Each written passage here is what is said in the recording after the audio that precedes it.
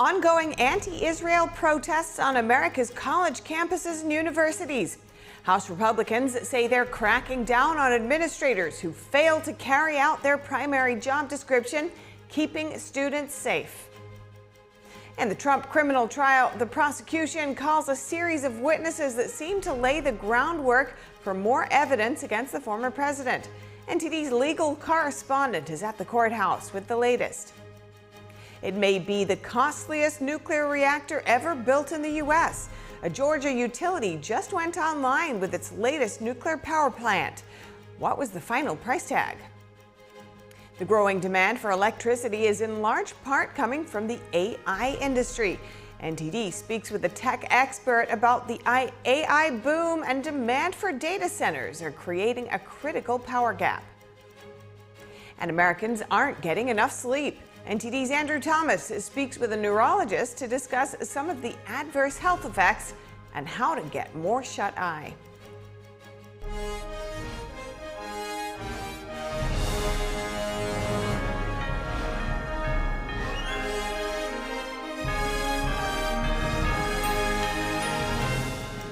Welcome to NTD Newsroom. I'm Stephanie Cox. Former President Trump's prosecutors call in witness after witness to verify videos and transcripts. The documentation shows Trump testifying in various matters and during his 2016 campaign. Our legal correspondent Arlene Richards is at the courthouse with the latest. Arlene, how many witnesses has the prosecution called this afternoon, and what are they saying? Good afternoon, Steph. Well, first, former President Trump during the lunch break took down 7 social media posts that Judge Juan Merchan said violated the gag order. Now, on to the witnesses. This afternoon, the 4th witness is on the stand, Keith Davidson. He is the attorney who represented Stormy Daniels and Karen McDougal in their deals to keep quiet about affairs they say they had with former President Trump, which he denies. But before we get into his testimony, earlier this morning, Michael Cohen's former banker, Gary Farrow, took the stand again. He is the one who helped Michael Cohen to open an account that was used to pay Stormy Daniels $130,000. He testified that Cohen told him the account would be used for real estate transactions, and that if he had known it would be used as a shell account, he never would have opened it. On cross-examination, he testified that he never spoke to former President Trump and that he had no reason to believe that Michael Cohen would be using the account for political activity. The other witnesses that came onto the stand this morning were 2 witnesses, one from an executive director from the C-SPAN archives and a field director from a court reporting company. Both of those witnesses were used to help the prosecution bring videos and transcripts to the jury that show President Trump admitting that he made disparaging remarks about women in an Access Hollywood tape. All right, so getting back to Keith Davidson, what are some of the main points that the prosecution wanted the jury to hear from him? So Keith Davidson's testimony was designed to confirm the back and forth between himself, Michael Cohen, and the National Enquirer to sell the story of Karen McDougal. Now, Keith testified that Karen McDougal did not really want to sell the story and that he was also in talks with ABC to sell the story to them. But because she didn't want to actually tell the story and she just wanted to advance her career, National Enquirer was able to purchase it. He also testified that throughout his testimony, the prosecution showed several text messages between Davidson, Cohen, and the National Enquirer detailing the inner workings of this negotiation. So earlier this morning, Judge Juan Merchan fined Trump $9,000 for violating the gag order, he said 9 times. The prosecution then asked the judge if they could use that ruling for another purpose. What can you tell us about that exchange? Yeah, so the prosecution had asked the judge if they could use that ruling against Trump during a cross-examination if Trump should decide to get on the stand. They say that it shows that Trump was trying to intimidate these witnesses out of testifying, and that was because he knows that he's guilty, according to the prosecution. The judge said that he might allow this after the witnesses get on the stand and that he would address it at that time. Now, on a lighter note, the judge did grant Trump's request to go see his son graduate from high school. And he also said that there would be no court on the Friday before Memorial Day. Back to you. All right. Thanks so much for those updates, Arlene. Next up, chaos on Columbia University's campus. Pro-Palestinian student protesters stormed and barricaded themselves in Columbia's historic Hamilton Hall earlier today. NTD's Fiona G brings us more. Student protesters stormed the building today. This came as Columbia started to suspend students for ignoring the 2 p.m. disbursement deadline set on Monday. Campus newspaper The Columbia Spectator reported that dozens of students stormed Hamilton Hall, smashed windows, and barricaded doors. Palestinian and Intifada flags have been draped out of the windows of Hamilton Hall. Students have formed human chains around the building and covered security cameras. They claim the hall is renamed Heinz Hall after a Palestinian child killed during the war in Gaza. The Columbia University Apartheid Divest is demanding divestment, financial transparency, and amnesty. Protesters say they will not leave the building until these demands are met.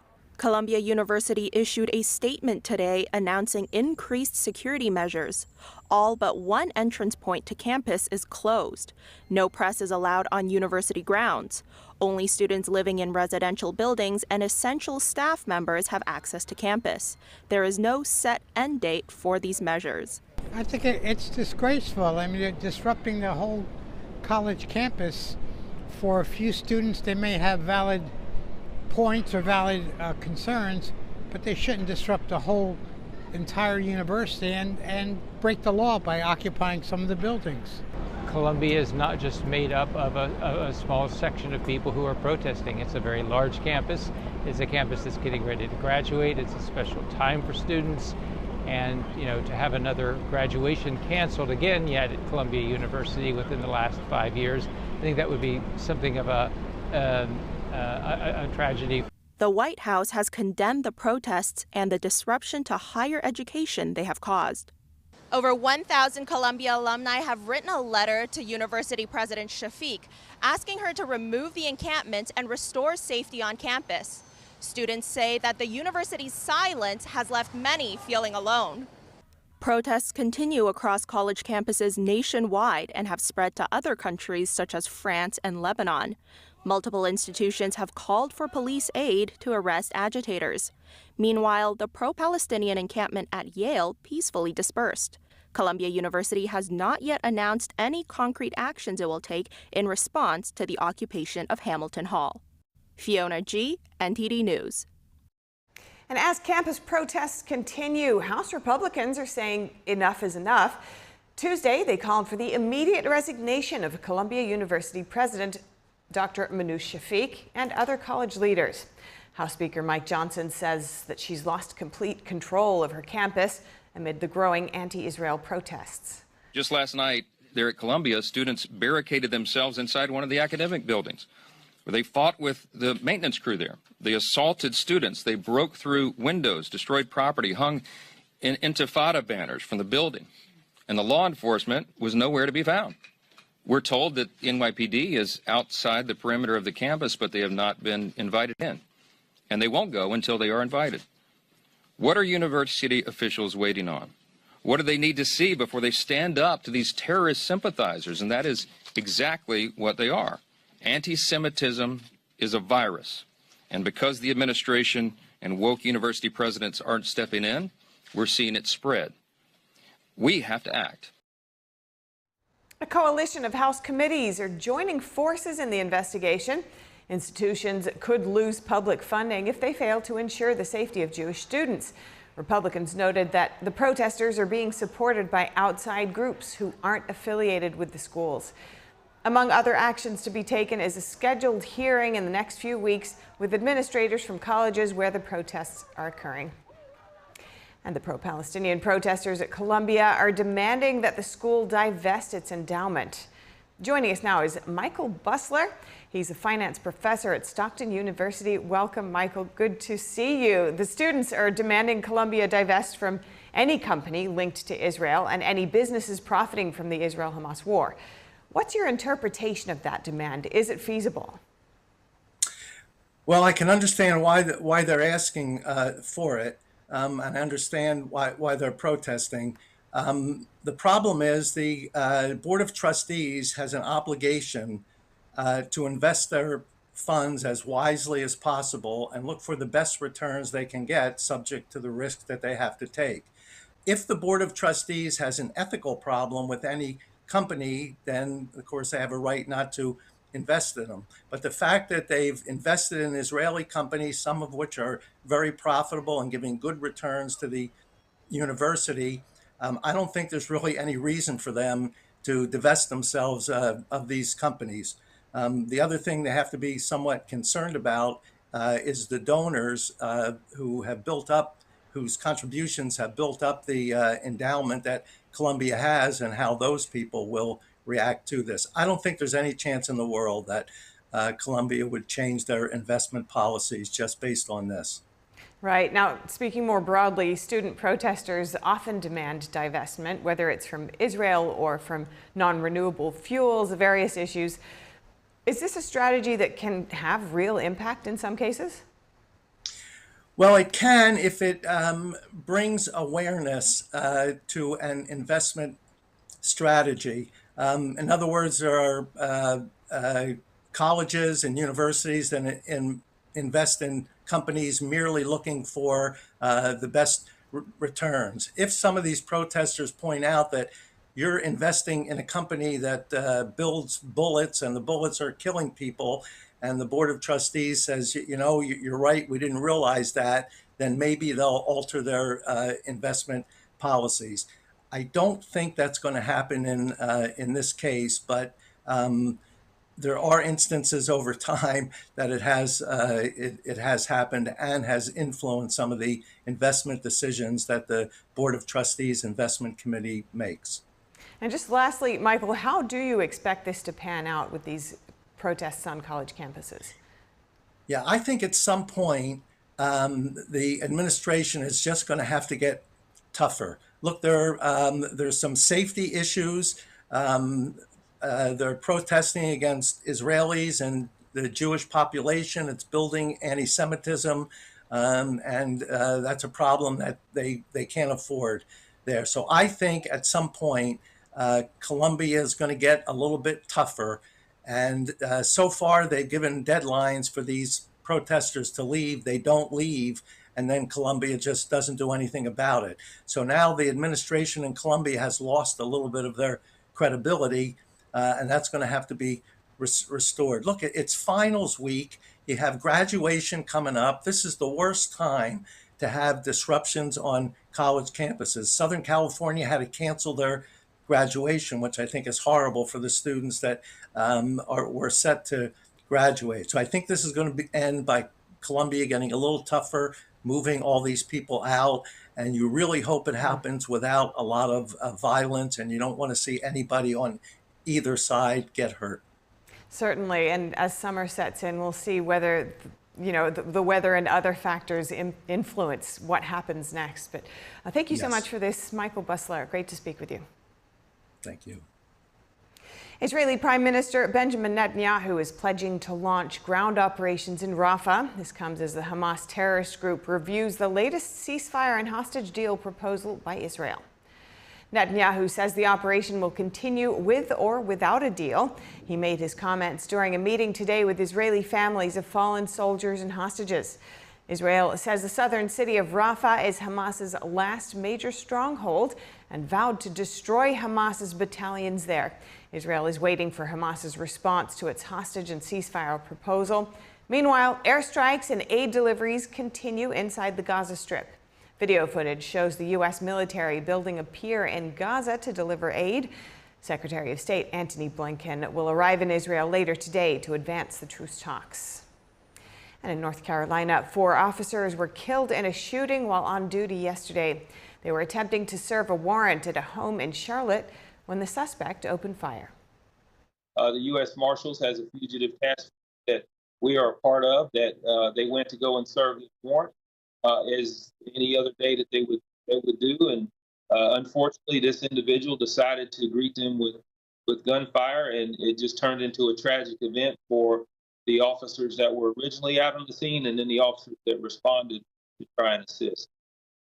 The officers were serving a warrant for possession of a firearm by a convicted felon in the Shannon Park neighborhood. Police identified the suspect as 39-year-old Terry Clark Hughes Jr. He died during the shootout with police. 4 other officers were shot and wounded but are in stable condition. A solemn procession in Charlotte earlier today paid tribute to one of the officers killed. Authorities are investigating the incident. President Biden reacted to the shooting, calling the officers heroes who made the ultimate sacrifice. And Georgia residents are now getting their electricity from a brand new nuclear power plant. Monday, Georgia Power went online with its second nuclear reactor, one that cost billions more and took longer than anticipated to build. The $35 billion price tag may make the unit the most expensive ever. The new plant, together with another nuclear reactor that went online last summer, will generate enough electricity to power 1 million homes and businesses in Georgia. The nuclear reactors are the first 2 built in the U.S. in decades. Georgia Power believes the new power plant will make the state's electrical grid more reliable while meeting the goal of zeroing out carbon emissions by 2050. The company still plans to build more coal and gas electric plants as the demand for electricity continues to grow. It says computer data centers are driving the demand. And the so-called green policies, like the push for electric vehicles, coupled with the boom in data centers, could create a critical electricity shortage in coming years. NTD's Daniel Monahan spoke with Dr. Eric Woodell, a tech infrastructure management company founder, for analysis. Data centers, the so-called brains of the internet, are industrial warehouses packed with rows upon rows of servers. They process, communicate, and store the data behind everything from bank records, online retailers, and social media platforms to Netflix shows and your personal iPhone videos. Many analysts laud data centers as one of the fastest growing sectors of the real estate market. But the industry may soon find itself hitting a wall as local communities put up increasing resistance to its seemingly insatiable appetite for power and water. A January report by Newmark, a commercial real estate advisory firm, says growth is increasingly held back by land and power availability. The report said the rapid growth of AI and other technologies is fueling the demand. Data warehouses consumed 17 gigawatts of electricity in 2022, or about 4% of total U.S. consumption. That is projected to double to 35 gigawatts by 2030. Eric Woodell, the founder of the tech infrastructure management company Ameris, referred to data centers as energy hogs. The increased power demand due to data centers coming online and electric vehicles is growing at the same time that our government is reducing power production through fossil fuel power plants. Woodell says they're predicting an 83 gigawatt gap between demand and power production within the next 3.5 years. And 83 gigawatts sounds like a lot of power, obviously. In comparison, New York City is 5.5. So the gap is massive, and it's going to have major impacts on us down the road. The Ameris founder says a mere 10-foot square space within the average data center consumes about 10 times as much electricity as the average home. According to Woodell, AI computing puts much higher demands on energy, using 5 to 10 times more power than traditional computing. The tech leader says the situation is worsened by the government's green energy push. Renewable power is, by its nature, not reliable. You can't use batteries to store power because they're big, they're heavy, they cost a lot, they have toxic elements in them, and so forth. So that's not a viable solution. Somebody once told me a good analogy is you have more energy in a cup of gasoline than you do in a cup of sunlight. All right? Woodell sees a future where AI and data center demand will cause rolling blackouts and power shortages unless something changes. The Ameris founder believes a solution lies in rethinking the 1945 principle which most computers are based on, called the von Neumann architecture, to lessen power and water demands. Daniel Monahan, NTD News. When we come back, big changes on the way for Walmart. The world's largest retailer is shutting down one of its divisions while adding more items to its store shelves.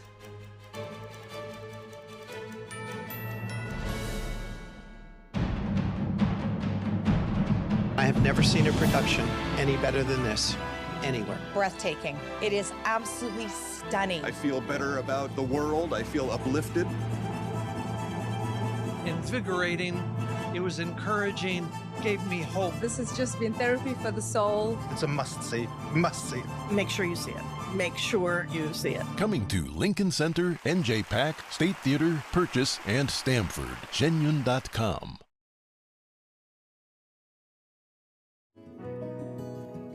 Looking for a healthy and smooth-tasting brew? Drop by Days Coffee Roasters today and explore our wide selection of specialty-grade, small-batch roasted coffee. Home to North America's first enzyme-fermented coffee, we source a wide selection of specialty-grade coffee beans from around the world, and our baristas are ready to craft your customized brew. Visit Days Coffee at 28 North Street, Middletown, New York. Come experience a brew like no other. When I started MyPillow, it was just a problem solution, one product company. Well, since then, with the help of my dedicated employees, we now have hundreds of products, some you might not even know about. To get the word out, we're having a $25 extravaganza. 2-pack multi-use MyPillows, $25. MyPillow sandals, $25. And for the first time ever, our 6-pack towel sets, you guessed it, just $25. Our brand new 4-pack dish towels, $25. And I've never done this before. Premium MyPillows with all new Giza fabric, any size, any loft level, even king size for only $25. And there's so much more. So go to MyPillow.com or call the number on your screen.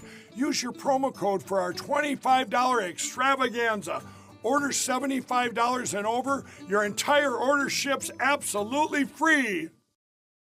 The tempting online world is encroaching on our campus.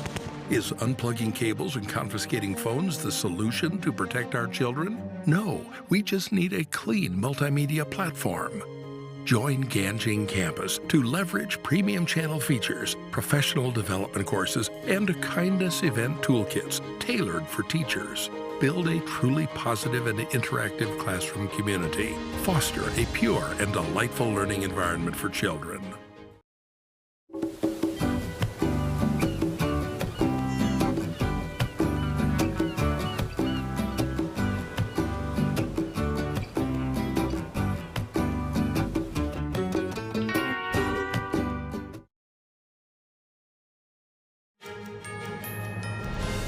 Some big changes are in store for the world's largest retailer, including increasing the number of store brand products on its shelves. Here's NTD's Don Ma with today's business brief. Thank you very much, Steph. So today I'm going to focus mainly on Walmart here. So the company plans to close all 51 of its health centers across 5 states in the United States. And this is including its telehealth operations, according to the company today. And the reason here is a lack of profitability in those businesses. The big box retailer said that reimbursement from insurers and other payers has been challenging, which, along with escalating operating costs, made the businesses unsustainable here. So Walmart said in a blog post today that, quote, "We determined there is not a sustainable business model for us to continue." Walmart's move comes at a time when the healthcare sector has seen stiff competition, with players like Walgreens, CVS Health, and even Amazon.com trying to get a share in the market. But besides that, Walmart launched its health centers in 2019, offering primary care, dental care, behavioral health, labs and x-ray, audiology, and telehealth. Other than that, Walmart today also is launching its biggest store label food brand in 20 years in terms of its breadth of items. And this is as it seeks to appeal to younger customers who are not brand loyal and want chef-inspired foods that are more priced affordably. So the brand is going to be called better goods and is just hitting Walmart stores and online. So by this fall, there's going to be 300 products. That's spanning a slew of things, including frozen, dairy, snacks, beverages, pasta, soups, coffee, chocolate, and among other things. The retailer has indicated that the prices range from under $2 to under $15, with most products available for around under $5. So the launch from the country's largest retailer comes as inflation has driven shoppers to seek less expensive alternatives, and this is lifting the popularity of private label brands. That's all from me, Steph. Back to you. Thank you, Don. And the Drug Enforcement Administration will move to reclassify marijuana as a less dangerous drug, a historic shift to generations of American drug policy that could have wide ripple effects across the country. Join Tiffany Meyer for more on this and the NTD Evening News at 6 p.m. Eastern, 3 Pacific. Thank you for watching NTD Newsroom. I'm Stephanie Cox.